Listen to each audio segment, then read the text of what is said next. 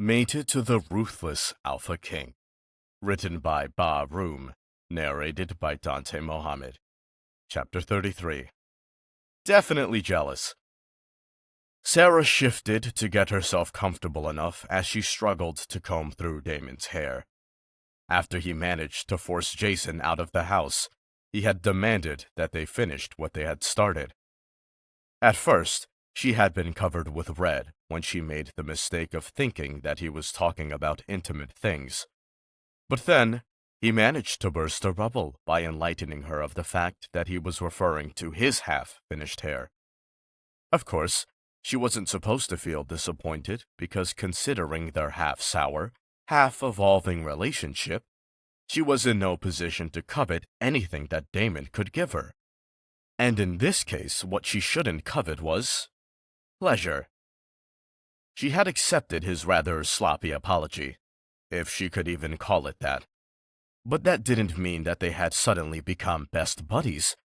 Damon was still Damon, reserved and impassive, if you disregarded that one time when he happened to smile without even realizing it. So naturally, she was still wary around him and awkward at times. She wasn't really sure if she could embrace her feelings despite still being at a stagnant point in their relationship. Which is why, for a while, she strongly denied feeling disappointed by him for getting their unfinished, well, business. But looking at herself now in the mirror, she could tell that she wasn't at all unbothered by it. Her down-turned lips and the reluctance evident in her slow movements as she combed his hair was obviously as a result of her disappointment. But she would never let him know that. Never. "I'm almost finished," she said after a while. She combed through the last portion of his hair softly, then settled the comb down on the mattress before dropping her butt against the heel of her feet, causing the bed to jerk slightly. Damon didn't even bother to check how his hair looked. He got up, turned his chair towards her, then plopped back down. The action made her notice that his eyes were filled with resentment that she knew not where it stemmed from. "Why aren't you asking me?" Sarah cringed. "Asking you what? You asked Liam a bunch of questions, yet you haven't done the same for me.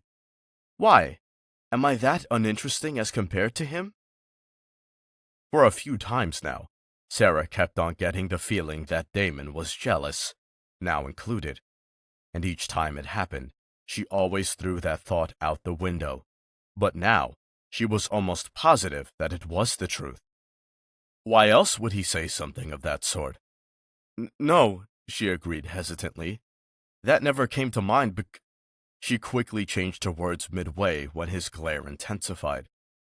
"Liam already told me all there is to know about you while he was in control. I didn't want to waste your time by asking you again." She sighed in relief when he didn't flare up again, assuming that he somewhat agreed to what she said. However, sadly, her relief didn't last much long because with just another few words from him, she was thrown back into her emotional turmoil. "All right, then," he nodded. "Well, come on. Let's head to bed."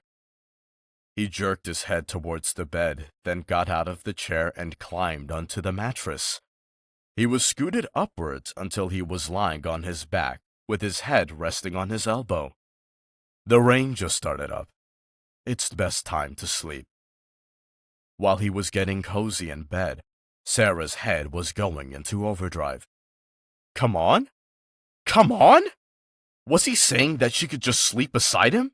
Like body to body and heat to heat?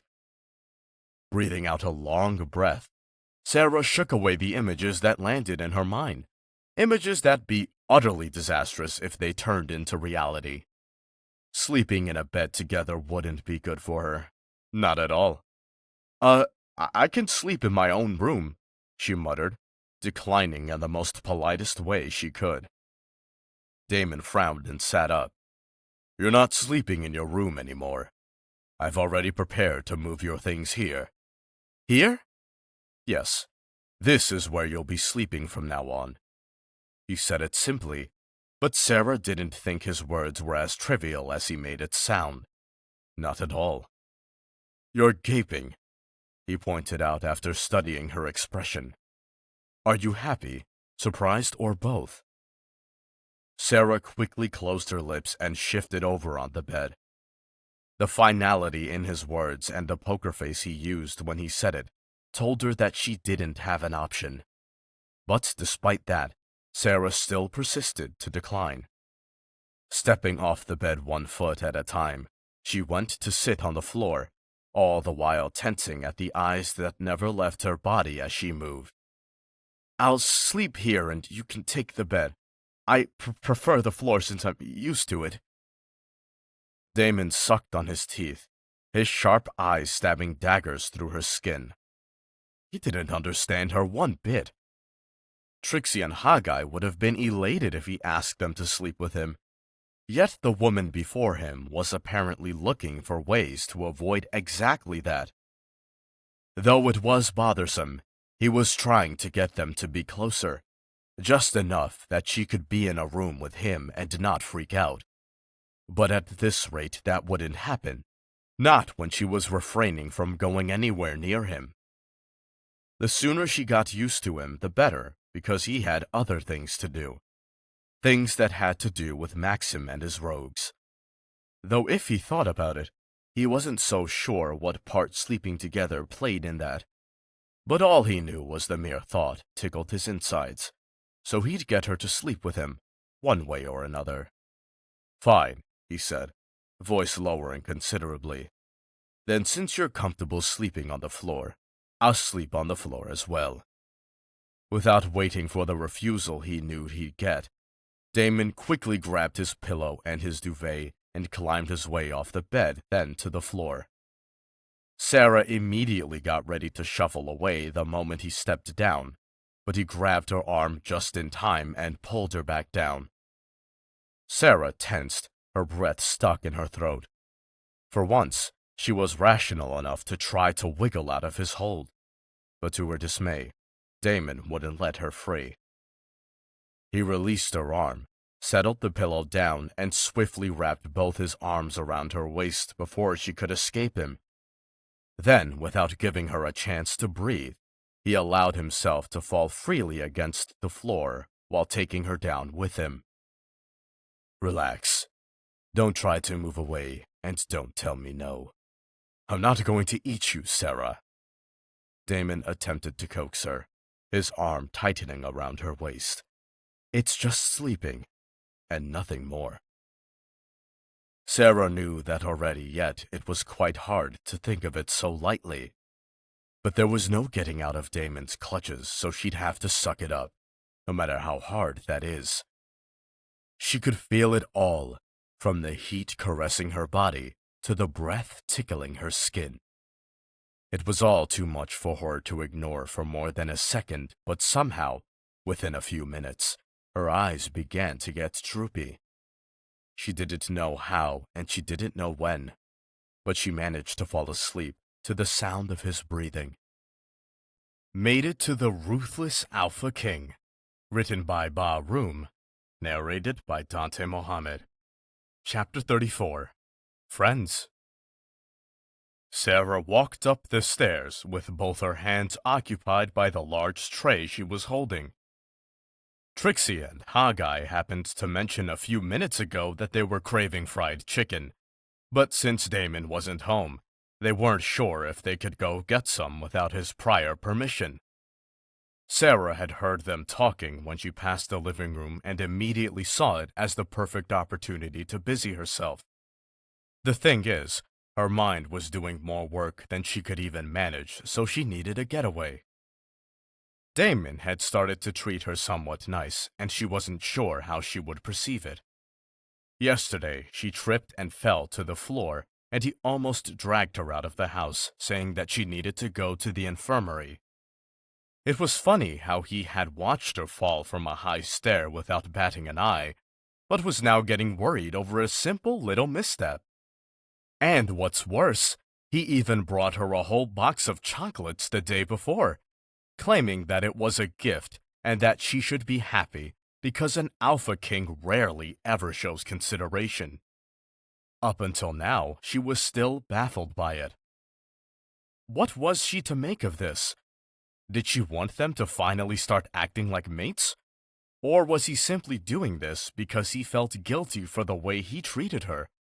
Or did he lose a few screws after they mated? She hadn't arrived at a solid conclusion as of yet, but there was a possibility that her mind would explode sooner or later if she continued to think so hard on it. So she had grabbed the first opportunity to get him out of her mind. And she had done a pretty good job because while she was preparing the food, he hadn't crossed her mind. Not even once. What she hadn't actually done a good job at was frying. Fried chicken? It didn't seem hard. All she needed was oil, season, and chicken. Though despite her thoughts, she still managed to make the chicken look inedible.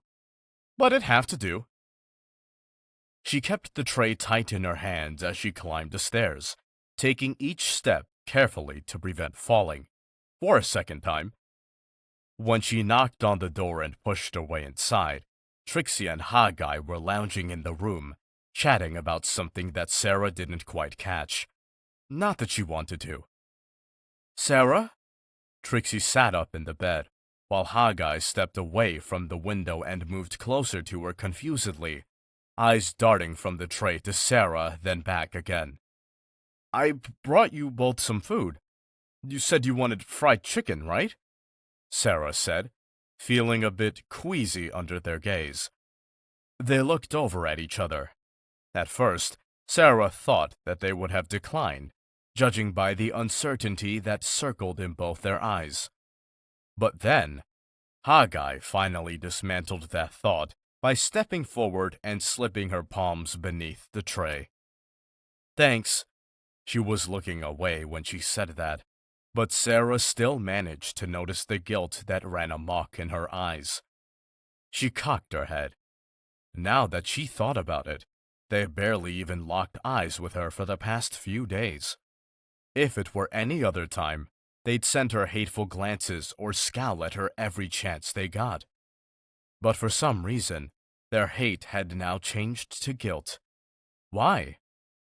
Instead of turning around and returning to her room, Sarah opened her mouth and asked the question that lingered in her mind. Is there something wrong? The hesitance was as clear as day in Trixie's eyes, so Sarah quickly shifted her gaze over to Haggai, who stiffened upon eye contact, but spilled nonetheless. She was the most talkative/daring one of the two. Well, she twisted her fingers together, much like what Sarah does when she's nervous. We've been wanting to say sorry for... She gulped, then exhaled deeply to calm down her nerves. The way we treated you since you arrived. It's just that Alexis had been with us from the start, and you just showed up out of nowhere. Yeah. Trixie nodded in agreement, her voice excessively lower than Haggai's, as if she was embarrassed to say what was on her mind. And we should have known that Alexis was the one who plotted everything. Someone like you wouldn't run with rogues. You're not even a werewolf. If anyone said Sarah had expected that from both of them, it would have been a big, fat lie. But knowing that they probably didn't hate her as much anymore did make her feel a little less nervous around them. However, there was a stupid thought that climbed out of nowhere and staked its claim in her mind. If Damon wanted to work this mate thing out, would it be like four-person relationship? Excluding Alexis, of course. She was nowhere to be seen anyway. Or would he get rid of both of them? Sarah almost felt like slapping herself. What kind of thought was that? They were here first, so if anything, she was the one who needed to be thrown out. And what kind of heartless bitch would be thinking of having them kicked out right after they apologized? She quickly shook that thought away and mumbled quietly, "It's fine." Both girls sighed in relief. Then I guess we can be friends then, right? It was creepy to hear them both talk in unison, but Sarah found their words grabbing most of her attention instead of that. Friends? Sarah didn't have any friends. not after being picked up off the streets. There were some girls at the dungeon who were nice to her and all, but they had not labeled themselves as friends or anything. Nobody even had time to think about friends when they're in that kind of hellhole, which is why she was so taken aback right now. Maybe if she was still living in the dungeons, she would have curled up into a ball and rocked herself to sleep without answering, but now, she was quite tempted to do things a little differently and accept their offer of being friends. It wasn't like she was under ravage or anything, and things seemed to be getting better rather than worse. So if they really meant that, then it wouldn't hurt to make a few friends while she had the chance, right? Who knows? She might even die tomorrow. Sarah's eyes shifted between the two expectant girls, and then she nodded slowly, causing their faces to light up with a contagious smile. Let's get started then. Hawkeye bounced on her feet as she headed over to the bed where Trixie was seated and settled the tray atop it. Sarah, hurry up and make yourself comfortable. And Trix, there's alcohol downstairs. Go get it.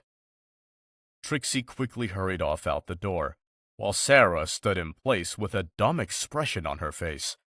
I don't drink alcohol, she pointed out, rubbing the back of her neck in embarrassment.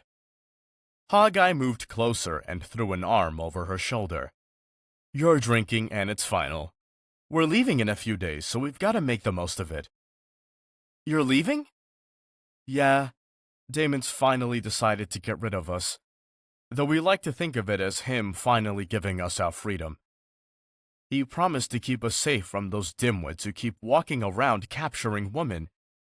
I don't know why he's being so generous all of a sudden. She chuckled at her own words. Meeting you must have chipped off a few traits. Sarah's eyes traveled over to the wall as she became unfocused on the world around her. Why did he do that? She wondered.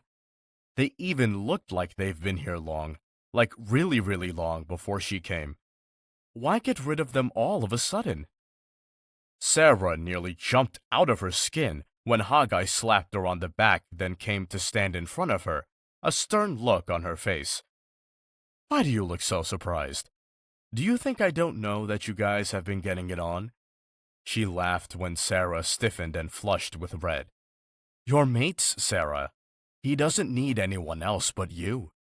But I don't understand. I've got the liquor! Trixie finally came in while hoisting the liquor in the air with her chest heaving up and down rapidly. All earlier conversations were instantly forgotten as Hawkeye quickly grabbed a reluctant Sarah and pulled her towards the bed, where the fried chicken was waiting to be touched. Time to party! Made it to the Ruthless Alpha King. Written by Ba Room. Narrated by Dante Mohammed. Chapter 35. Deal. Damon curled his fingers around the door handle and twisted, pushing his way inside.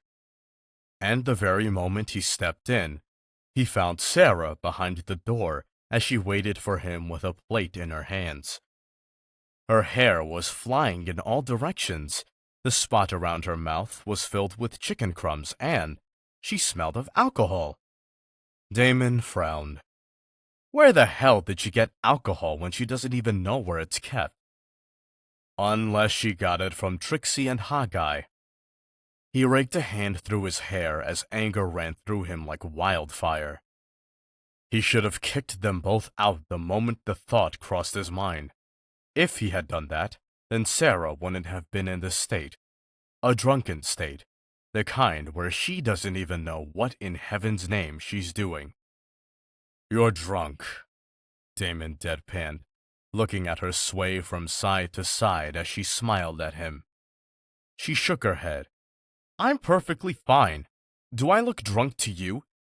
She gestured to herself with her hand while giving him a look that said, You're obviously an idiot. And her voice held that snappy tone that Damon deciphered as her being annoyed. Yet, he was pretty sure that in this situation, he was the one who should be annoyed. Not that he wasn't. Who'd want to come home and see their mate drunk and barely able to stand or even think straight? Certainly not him. How much did you drink? He questioned, stepping fully inside the house and closing the door. 2 bottles! 2 whole bottles! She shouted it as if it was a great achievement. But Damon thought otherwise. If he ever caught those 2 nuisances who caused this, they'd die the worst way possible, woman or not. Whatever. Come on, let's head up, he sighed, stepping off and walking by her as he headed for their room. Wait!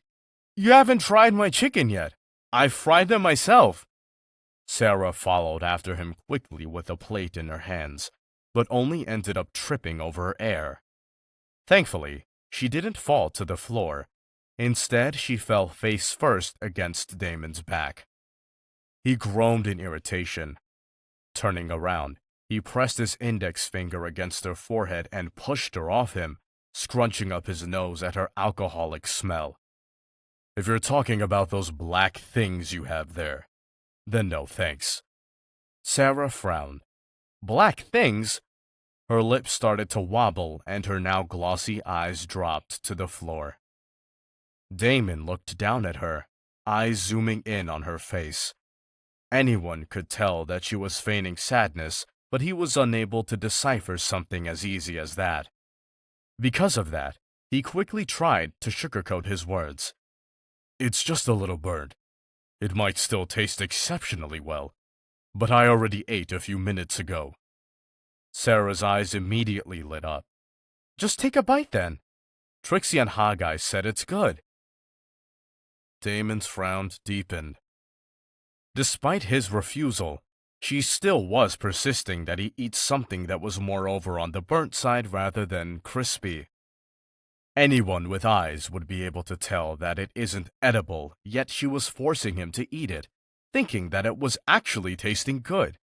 She obviously wasn't good at cooking. Fine, he said, the reluctance heavy in his tone and facial expression. After glaring at her, he reached out and took the smallest piece in the plate and pinched it off a bit before setting it back in its previous place. He shoved the meat into his mouth at once and swallowed. But despite swallowing it the moment it touched his tongue, the foul taste still lingered in his mouth.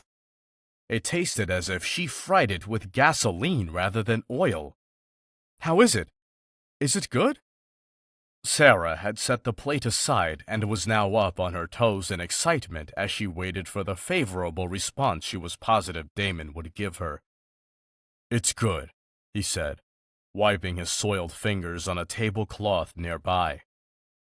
Despite having missed how his face scrunched up in disgust when he ate, she still managed to frown at his words. Seeing her unimpressed look, Damon suddenly felt the urge to roll his eyes, but he figured doing that wouldn't be very kingly, so he grunted in annoyance instead. What's wrong now? I tasted it, so what do you want me to do again? Eat it all? Sarah mimicked his stance and mustered up her best poker face before repeating his exact words. It's good. She rolled her eyes, almost falling to the side due to her drunkenness. Is that how you tell someone that their food tastes good? Can't you be a little more expressive?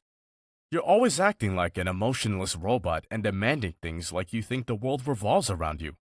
Stop being such a unattractive alpha king. Damon couldn't believe her audacity. Unattractive? Emotionless? Demanding? Where did all that come from? Now that she was drunk, was she letting free everything that she had bottled up inside her? First of all, the world did revolve around him. Practically. Secondly, he demanded things because he could. He's the Alpha King. What else did she expect? And thirdly, he wasn't emotionless. He was just expressionless. If he was angry, sad, or happy, nobody should be able to tell. Those were the traits of an Alpha King. But for the first time in his life, somebody dared to discriminate him. His mate of all persons. It seems to me that you don't like how I am, Damon said rather bitterly. I don't. especially when you walk around 24 hours and the only thing you do is frown. Or when you say or do something nice with that stupid straight face you got. It's frustrating, she declared, her eyes narrowing in on him. For instance, any normal person would have smiled and said something good when I met you at the door, but instead you looked at me like I stole your favorite candy. With a frown, she stepped forward and stopped in front of him. Damon looked down at her with a raised brow, irritation clear in his eyes. Despite his obvious bad mood, Sarah reached up, pressed both her index fingers against the side of his mouth, and stretched his lips across his face. Then, as if she hadn't just ranted on and on like a madwoman, she suddenly laughed at how his face looked. "You should express yourself more. Work on that and we'll be fine," she said in between laughs, her eyes crinkling a bit. Damon looked down at her. He was angry. At her specifically. But her laugh still sounded like music to his ears nonetheless. She was happy, at least for now. Her laugh sobered up soon, and a smile lingered on her lips. Her smile always made him stop and take just a minute to admire her. Just like now. It was beautiful. She was beautiful. And that alone made him momentarily forget that she was the same woman who had annoyed him just moments ago. He gripped her wrist and moved her hands from his lips before wrapping them around his neck. He then snaked his hands around her waist and pulled her flush against him. Sarah's expression immediately changed, her cheeks filling with red. "Is this what you call being expressive?" she muttered under her breath. Her heart was beating so loudly that she could even hear it echo in her ears. Her eyes could hardly see him through the blurriness that took over her vision, but she could tell that his gaze was directed at her lips. And upon noticing that, she instantly lowered her own gaze to his chest. Not exactly. As Sarah awaited the impact, Damon dipped his head and connected their lips in one swift movement, ignoring the strong smell of alcohol that mixed in with her own scent. The kiss was simple, quite different from the other desirous kisses they had. Yet it still felt good. Really good. Sarah tipped up on her toes, whilst Damon tightened his hold on her waist as their lips molded against each other slowly, each of them basking in the taste of the other. When they pulled back, Damon was as impassive as always, while Sarah looked as if she had been trapped in a daze. Damon's hands left her waist, one retracting back to his side and the other tucked her hair behind her ears, his eyes amusedly watching her as she became redder and redder by the second. "You're the one who needs help expressing yourself," he said suddenly. "You still get flustered whenever I touch you." "That's different," Sarah quickly denied, slapping his hand away and taking a step back, her initial frown coming back at full force. "It's the same. If you work on that." He hesitated for a second before continuing. "I'll try to work on my expressions. What do you say?" Damon held his hands out for a handshake, his eyebrows raising. Sarah looked down at it, then back up at him, uncertainty clouding her eyes. "You say that, but you—" "I always keep my word." He cut her off, and without waiting for her to accept his handshake, he grabbed her hand in his and shook it, a small twitch forming at the end of his lips. "So no stuttering, no running away from me, no avoiding my gaze. None of that. It's a deal." Mated to the Ruthless Alpha King. Written by Ba Room. Narrated by Dante Mohammed. Chapter 36. Not So Bad.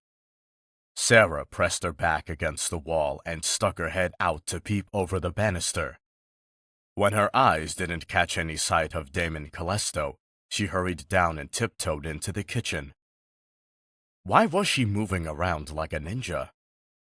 Well, there was only one reason why she desperately needed to do what she was doing. She needed to stay out of Damon's sight.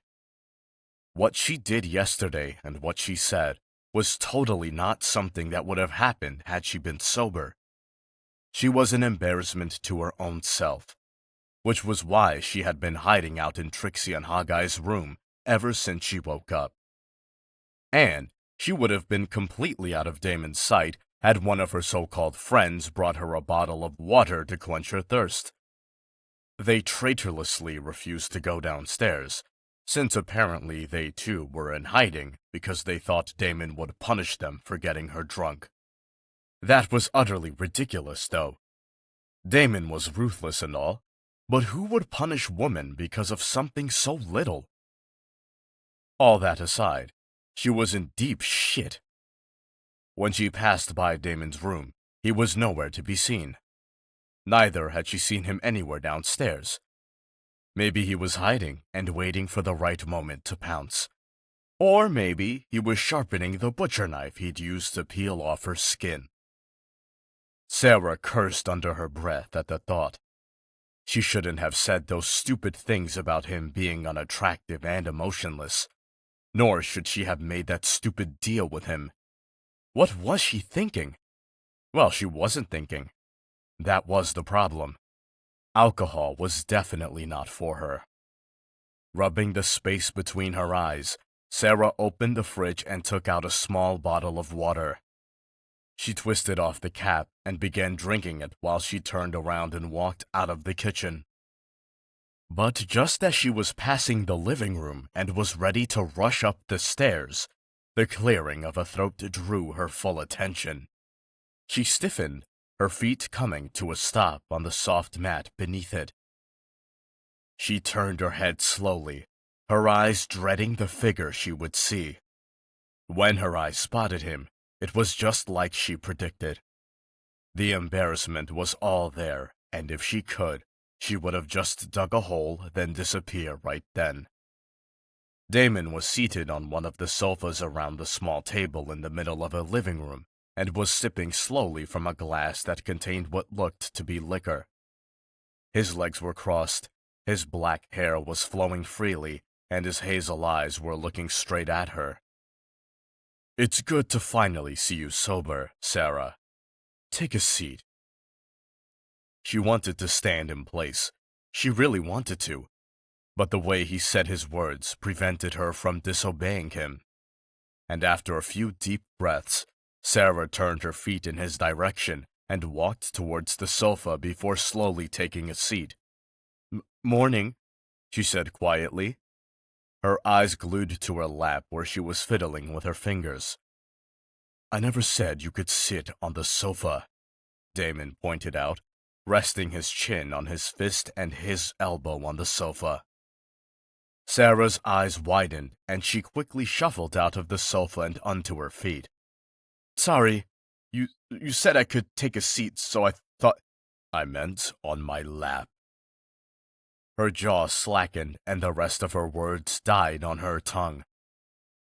"You made a promise yesterday, so why do you look so surprised? I'm sure you remember it all since you kept avoiding me all morning." Sarah looked away. I wasn't avoiding you." Damon nodded, though it was obvious that he didn't agree with her one bit. "You avoided me. You just stuttered. You refused to sit on my lap. And you looked away from me. You've done everything you promised to stop doing," he stated, uncrossing his legs and leaning forward. "You shouldn't have agreed to it, if you weren't gonna stand by it, Sarah." Sarah began twiddling her fingers once again, her eyes hesitantly traveling back over to him. It was quite sad that Damon brought up their stupid deal, but it was fortunate that he wasn't angry. Well, he didn't seem angry in her opinion. "I get everything else, but what does refusing to sit on your lap have to do with anything? Besides, I didn't refuse." "Then why are you standing over there and not sitting here?" He gestured to his lap with his eyes when she didn't make any move to step forward. "Come on. We don't have all day. Sarah's hesitance was quite great this time around, but she sucked it up and took baby steps over to him nonetheless. There wasn't anything wrong with sitting in his lap if she was to be completely honest. They were mates after all. Isn't this what mates normally do? Run around holding hands and kissing every chance they got. But Damon was the Alpha King, alpha of all alphas. So their relationship was bound to be different. Maybe not a good different either.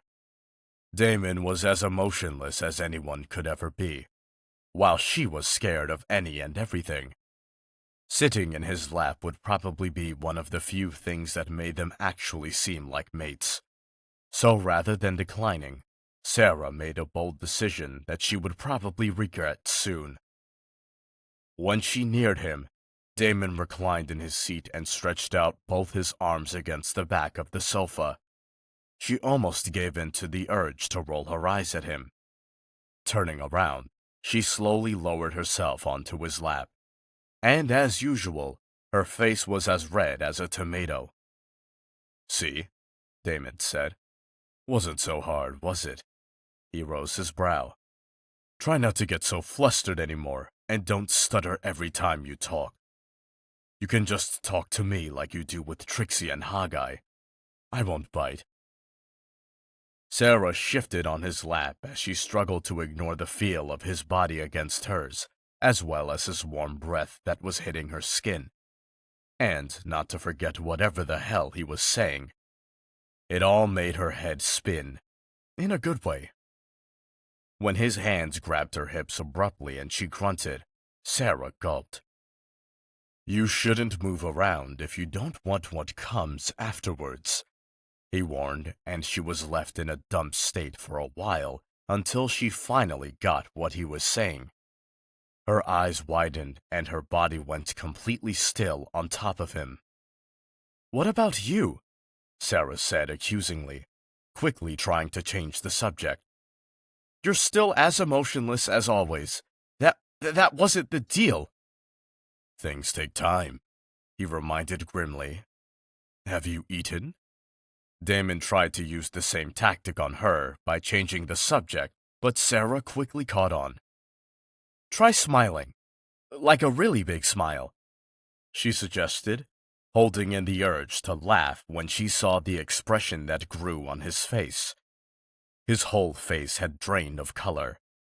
She knew all too well that he hated smiling, and that was the very reason why she suggested it.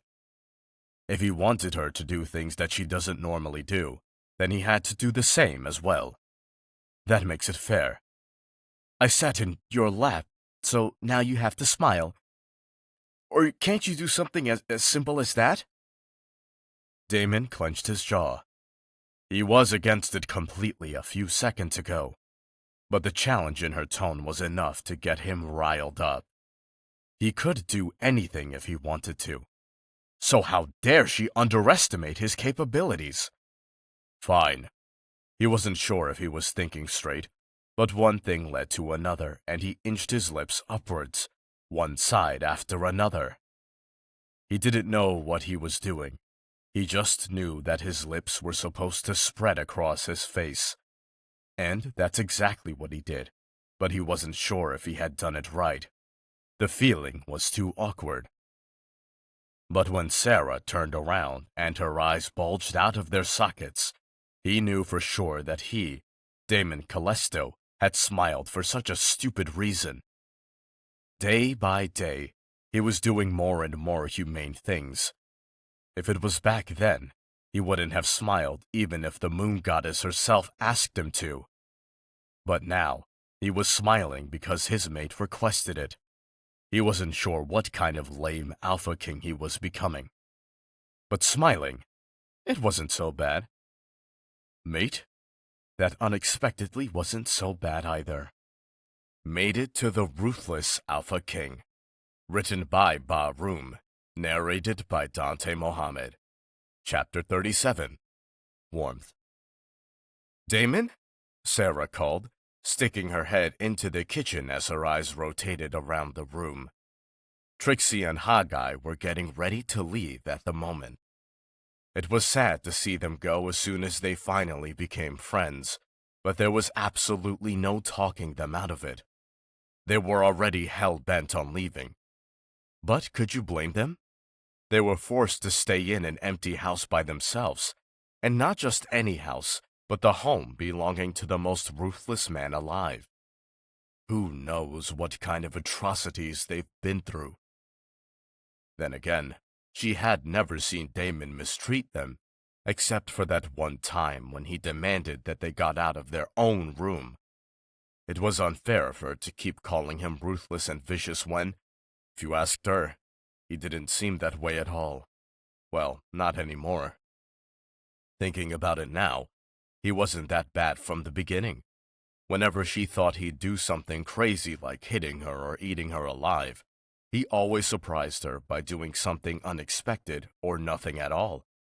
And he even had the courtesy to cook her meals most of the time, though she had never asked him to. If that wasn't graciousness right there, then she didn't know what was. It was only that stupid thing with Alexis that made everything suddenly go wrong. But now, he was thankfully back to the grumpy old Damon who always surprises her with both his actions and words. Though, she couldn't help but wonder what exactly happened in his past that made him so ruthless back then. She couldn't imagine what anyone could ever do to scar a cold alpha king like him, but she tried not to let it ruffle her. She and Damon weren't excessively awkward around each other anymore, so life has been somewhat good. What was the use in worrying about his past? Putting aside her thoughts for the time being, Sarah continued in her search for Damon. But even after checking every nook and cranny of both his and her room and all of downstairs, he was still nowhere to be seen. The only place she had yet to check were the guest rooms and Trixie and Haggai's. The girls were packing their stuff in their room, so it was obviously out of the question. And that only left the guest rooms. Rubbing her temple in frustration, Sarah jogged up the stairs for the 100th time since morning and turned in the left direction, heading straight down the hall to the last 3 rooms. She checked the first. He wasn't there. She checked the second. He wasn't there. Sarah had lost all her hopes of finding him when her hand twisted the knob to the 3rd room. But to her surprise, he was there of all places. His lips were ajar, his eyes were squeezed tightly together, and his legs were spread widely apart as he slept. Well, acted as if he was sleeping. "Damon, get up. I know you're not sleeping," Sarah deadpanned, stepping into the room and crossing her arms over her chest as her expression became somewhat stern. Damon didn't hold on to this act for long. He opened his eyes and sat up, frustrated gaze traveling over towards her figure. "Is that how you talk to your superior? You've been getting too comfy around me. I've noticed you barely even stutter anymore." Sarah held her ground. You could say she was half used to his grumpy behavior by now. Keyword, half. "You said I could speak to you like I speak to Trixie and Haggai. Are you regretting it now?" "Regret? I have never and will never regret anything. And, besides, life isn't as boring with you yapping away every day. It's nice to have someone like you around again," he admitted, eyes momentarily becoming pensive as if reminiscing. "Again?" Sarah questioned without thinking, earning her a sharp glare. She frowned. She was positive that this all led back to that Katie girl Leah mentioned a while back. But with Damon's tendencies, she would probably never get to know what happened between him and that woman, whoever she was. Never mind. She dropped the question before he could scold her about minding her own business. "Trixie and Haggai are leaving soon, and you haven't brought out the cake." Damon sighed, eyes leaving her and sweeping up to glare at the ceiling. I didn't buy anything, so if you want to give them cake, get it yourself. He said it with a straight face, but Sarah knew that he was lying. She had already seen it. I've seen the cake. Upon hearing that, Damon scratched the back of his head harshly, his expression screaming anger. Jason is the one who brought it. I wouldn't partake in such foolish activities. You know that. But you're the one who brought it, weren't you? So that just shows that you actually wanted to take part.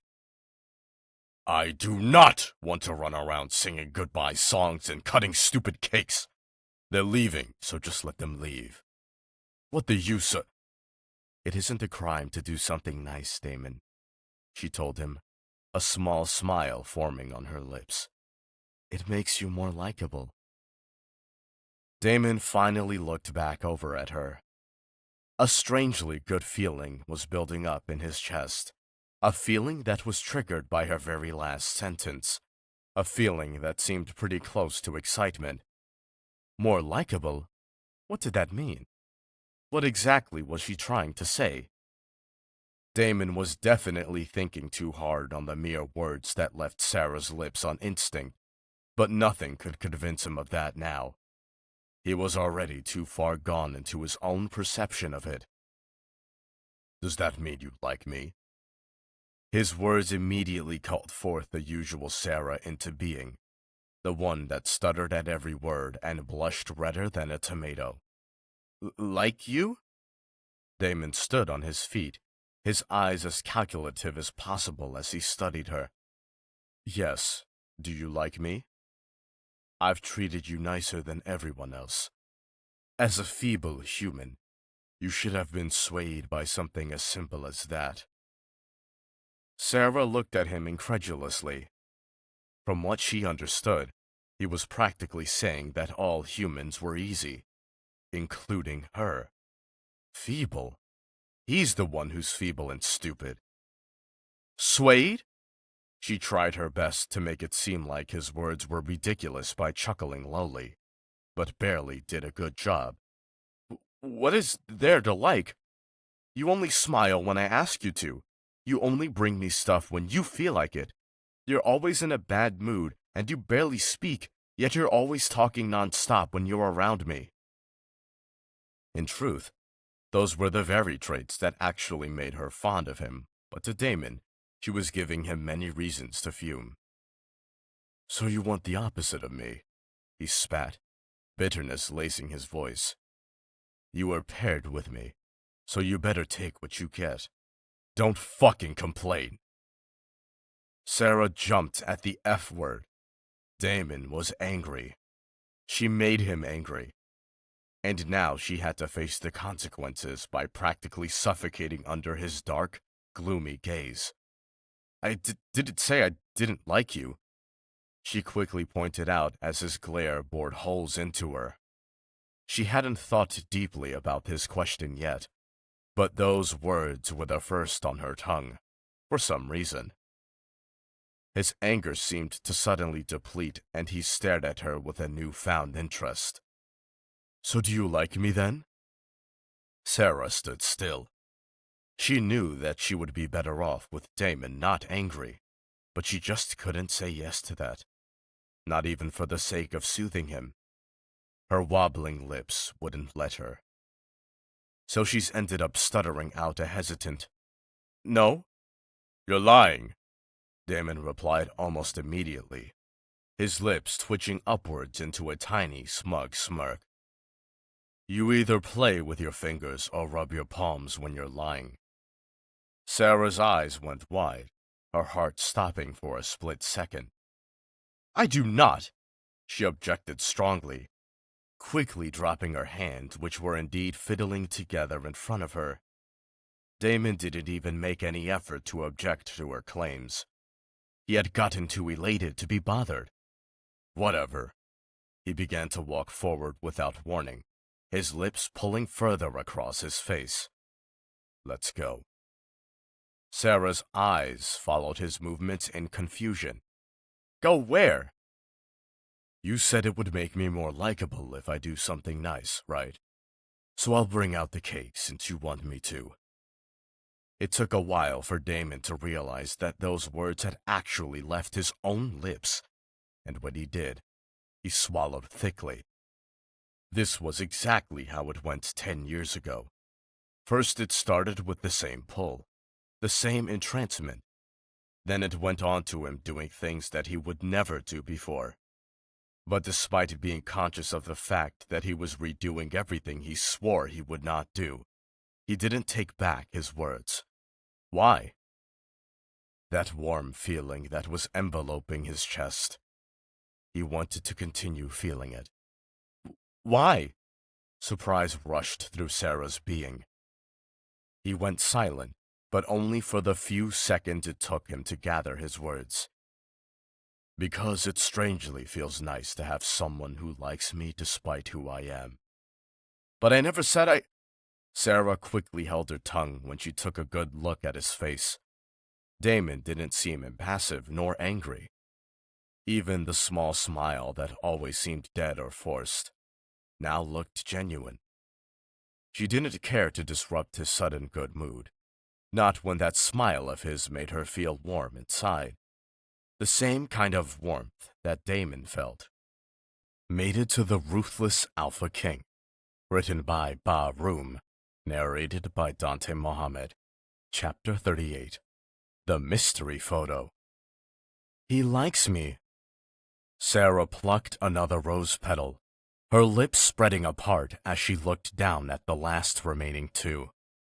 She had been at it for a few minutes, and by now, she already knew what her answer would be, and yet, she ignored it and carried on anyway, as if she wasn't aware. He likes me not. She plucked another quail petal that wrinkled in her grasp, and this time her lips pushed themselves together and trembled in anticipation while her eyelids drifted further apart. He likes me. She plucked the very last petal. When the realization shot through her body like electricity, she quickly released the petal from the hold of her fingertips, letting it fitter to the ground against the soft breeze. As for the empty stem that laid still in her other hand like a terrible reminder of the perplexity she was currently facing, she dropped it as well, but instead of letting it rest peacefully against the trimmed lawn grass, she lifted her bare feet and trampled upon it, her face screwing up with utter resentment. She was wrong, right? Damon didn't like her. He only likes and cares about himself. Well, maybe he cared a little about her since he always made sure that she ate and slept all right. But that didn't mean he liked her, did it? Damon Callisto wasn't capable of liking anyone. No one at all. Not even the countless persons who served him. Not even Jason, who considered him as a friend. And seeing as how he still acts all impassive most of the time, she even started to doubt that he even feels anything from their mate bond anymore, while on her side, one single touch could make her go crazy. Literally. And furthermore, he's positive, very disturbingly positive that she liked him, yet she had no idea how he felt at all. What kind of unfairness is this? Sarah slapped herself on the face, hard. The stupidness that was running around in her head was the fault of none other than Damon Callisto. He was the one who brought up that stupid thing about liking her in the first place, and from there, she derived many other things that needed immediate addressing. If he thought that she liked him, then what was she to think about him? Was she to assume that he likes her as well since he assumed first? Or was she supposed to sit and wait until he confesses? But then again, who even told him that she liked him? Sarah's lips curled in distaste. He claims she fiddles her fingers when she lies? That was utterly ridiculous. Yeah, she was happy for a slight change in demeanor. Yeah, she felt accomplished and excited for getting him to smile sincerely at least once in his life. And yes, she wanted to continue to mend him until he was the most likable as he could possibly be. But that didn't mean she liked him. Sarah thought back to the moment when she had that incessant talk with Jason. He had mentioned something about liking a sex slave he just met and not knowing what to do since she wasn't his mate. When she had asked why he liked her, he simply said that she was someone who he was happy around and wanted to be with for the rest of his life. If she took that as the definition of like, then she was utterly doomed, because then she'd be in the same boat as Jason. Liking someone, that is. Damon was getting more and more generous by the day. He had even gone out a little while ago to buy her Nutella the second after realizing that she finished them all. So, if you asked her if she wanted to stay with him, then that'd be yes. Not because he brought her Nutella whenever she wanted, but because this was like a dream come true. A big house with practically everything she wanted, someone to cook for her, and someone to keep her company. That was all she wanted, so of course she'd stay with him for the rest of her life if he wanted her to. But when it came to happiness, she wasn't so sure. Life on the streets was filled with ups and downs, and life in the dungeon was pure agony. But here, life wasn't so bad. In fact, it wasn't bad at all. Damon wasn't treating her coldly anymore, and she even made friends. For the first time, she actually felt like she belonged somewhere. Isn't that what people call happiness? So then, if I am happy here, Sarah swallowed thickly, dreading the next words that would leave her own lips. I'd want to stay with the Damon for a long time. Isn't that proof that I do actually like him? What are you doing?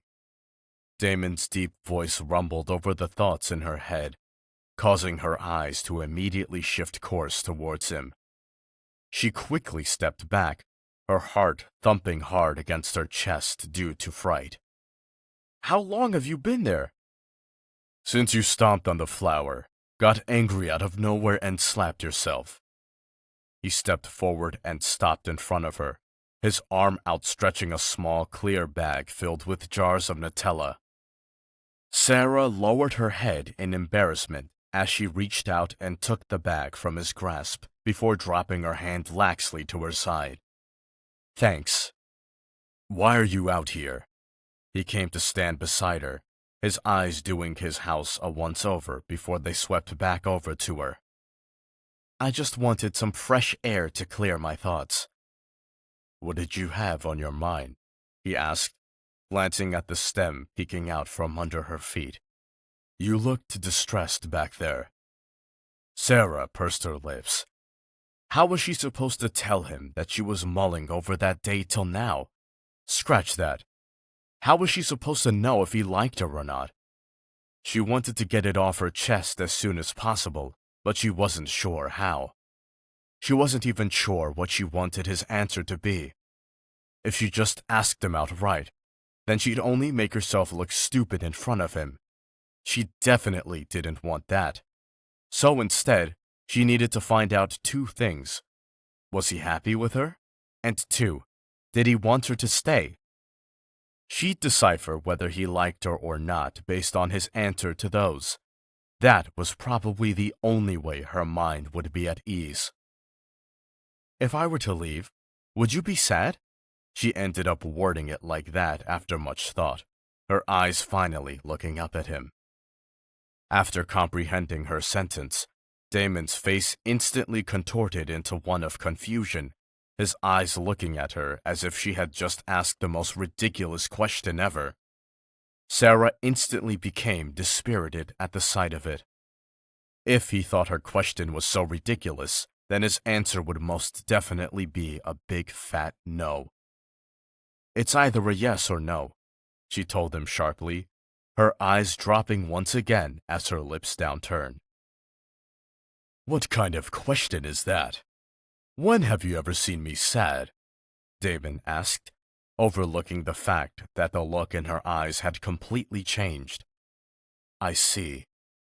Sarah was about to dejectedly turn on her feet and walk away, but then Damon spoke up again, stopping her in her tracks. "What do you intend to do? Leave?" His deep voice stretched the words, each bearing its own share of resentment. "You can't leave without my permission, and that is something that you'll never get. I told you from the first day we met that you'd stay by my side. I meant that." "I wasn't planning on leaving," she assured bitterly.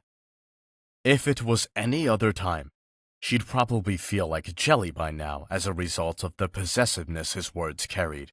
But at the moment, you could say she was feeling a bit under the weather. After all, Damon had just indirectly confirmed that he didn't reciprocate her feelings without a second thought. Sarah ran hand over the nape of her neck. She should have known that he would say something like that. After all, Damon would always be Damon. "I was just curious whether you'd care if I left or not." She looked at him, her toes idly playing with the grass under her feet. "Guess not." "If I would care?" Damon said, eyes still giving her that same "are you ridiculous" look. "Everything about you is annoying, but you're the only company I have here. Without you, the whole house would be as empty as it was before." Sarah blinked. "But you said—" "You asked if I would be sad," he clarified. "Have you already forgotten that I am Damon Callisto? An alpha never feels sadness." Sarah's face scrunched up in annoyance, but on the inside, she was feeling a totally different emotion. It was nice to know that he would actually care if she left, even if he worded it in an unromantic way. And perhaps it wasn't that he wouldn't be sad. It was just that his pride as an alpha wouldn't allow him to admit it. "Have you eaten already?" Damon asked suddenly, dragging her out of her thoughts. "We need to go out." "Go out?" Sarah arched a brow. "I'm going shopping. It'll probably take a while, so I won't leave you here alone." Her frown came back. "Don't you have a lot of subjects? Why don't you let him do it?" "I don't trust anyone. The only person I'd entrust with anything is Jason. No one else." Sarah thought he wasn't making use of his privileges but didn't comment on it. He'd probably lecture her later if she did. "I'll go get dressed then." Without another word, she jogged off with the bag swinging back and forth in her hand. When she reached their room, she grabbed the first clothes her hands caught, which happened to be a simple floral red dress. She stripped herself of her clothes and slipped on the dress swiftly before turning around to examine herself. The examination was brief, but within that time, Sarah managed to spot a photograph peeking out from the drawer residing at the very bottom of the dresser. Damon must not have realized it since he always kept it closed night and day. Without much thought, she stooped down and reached for the photo, pulling it out. The first thing she noticed was the words written on the back. "I'm happy when you're happy. I love you, Damon." After her eyes scanned those words, a bad feeling immediately ran along her spine, but nonetheless, Sarah eased back and slowly, she overturned the photo, revealing something that made her chest tighten. Damon was sitting around a circular table, and behind him there was a beautiful woman whose arm was wrapped tightly around him and her chin resting on his shoulder. Knowing Damon, seeing someone touch him with such ease was surprising enough. But aside from that, there was something else that far surpassed that shock. Damon was smiling brightly, brighter than she had ever seen before. Not a small, wobbly smile, but a full-blown, happy smile that stretched from ear to ear and showcased his pearly white teeth. At first, Sarah had doubted that this person here was Damon, but his hazel eyes, his long black hair, the shape of his face, and the slight dip of his lips were all the same. It was definitely Damon, but a different version of Damon from the one right now. If she thought he was happy around her, then he was more than happy around this woman, whoever she was,